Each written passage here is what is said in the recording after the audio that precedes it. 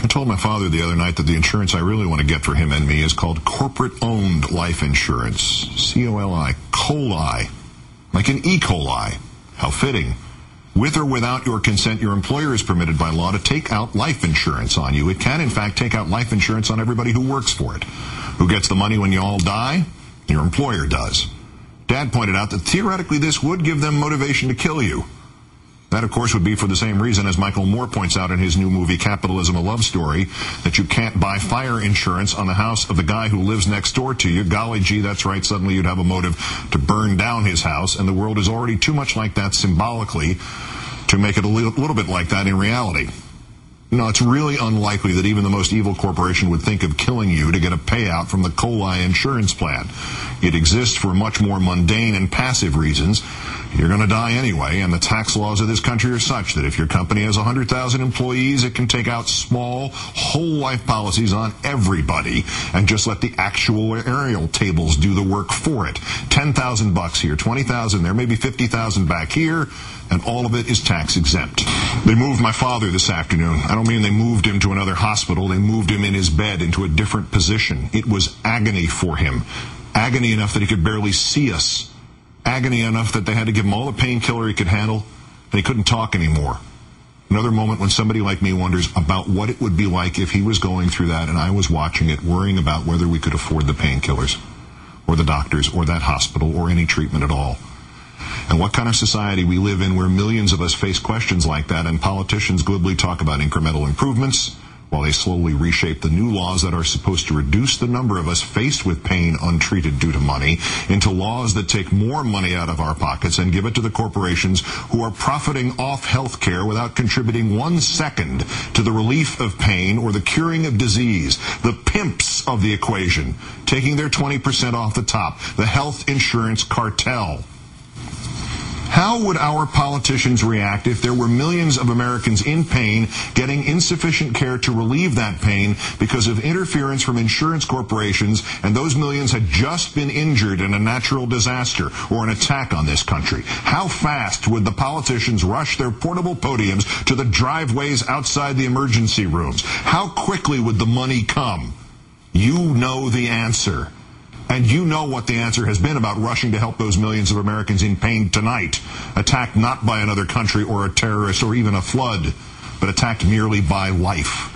Half of the politicians are dedicated to protecting the corporations against having to help our relatives and our neighbors in pain. The other half are calculating how far they can anger our insurance overlords before our insurance overlords stop contributing to their campaigns. That's another part of the story I just haven't seen. The doctors. For all the jokes over all the years, these guys really are on our side in this, especially the ones in the hospitals, especially the ones without whose skills you'd heal up just as fast in a bowling alley as in the best of the medical centers.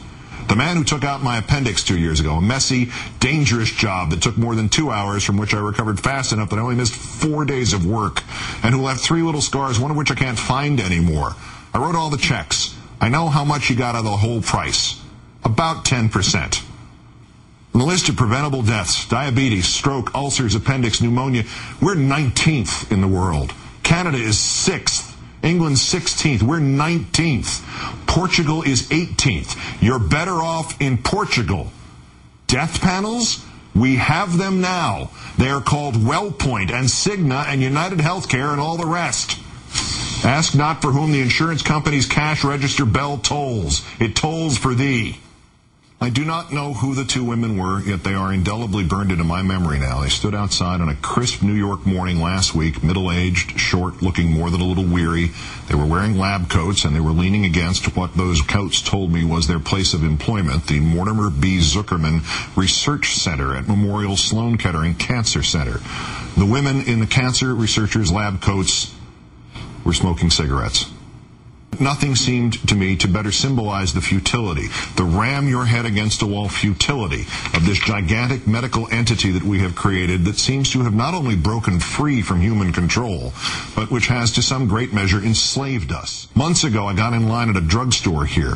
A woman ahead of me, obviously a familiar figure to the young pharmacist behind the counter, trying with mixed success to take in the gentle explanation. You've maxed out your prescriptions on that insurance, the professional said slowly. I can't give it to you. Customer shook her head in resignation. It was like the medieval courts of chancery, where if you were poor, you could take your lawsuit against the rich or the government and hope that when they picked the handful of cases to be heard that year, they'd pick somehow yours.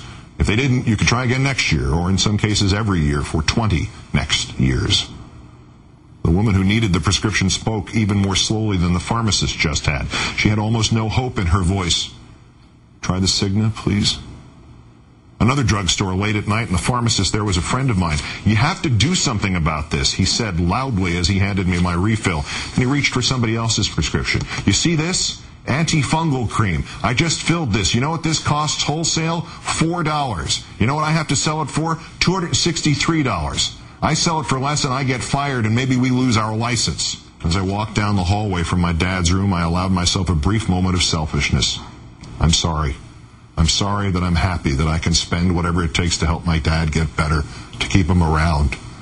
But maybe I can atone for that selfishness by making this case tonight to you, to whoever sees this, that we have to make these wonders of life and health and peace of mind and the control of pain available to everybody. And this is boiling in my brain that day, and I take the shortcut out to the street, through the emergency room, and that's when I hear my name called. And it's a man roughly my age, and he looks worried to death and really familiar. My daughter's in ICU, he says. 3 weeks now, and the worried look returns to his face. Lyme disease. It's one thing, they knock that down, then it's another. There's a brief pause. Tomorrow I will have to sell my farm. Did you know I had a farm? I don't have to ask him why. He then goes the next step. Hey, you want to buy my card collection? I've got some great stuff.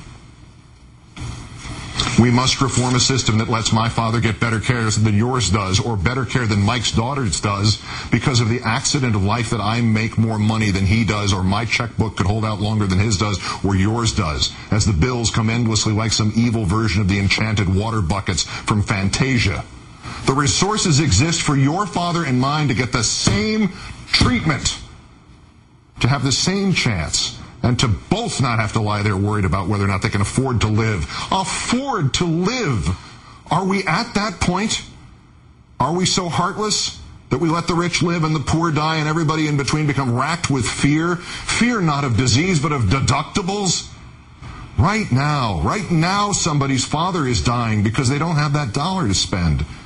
And the means by which the playing field is leveled, and the costs that are just as inflated to me as they are to you are reduced, and the money that I then don't have to spend anymore on saving my father can go instead to saving your father. That's called health care reform. I want my government to spend taxpayer money to help my father fight to live. And I want my government to spend taxpayer money to help your father fight to live. I want it to spend my money first on fighting death.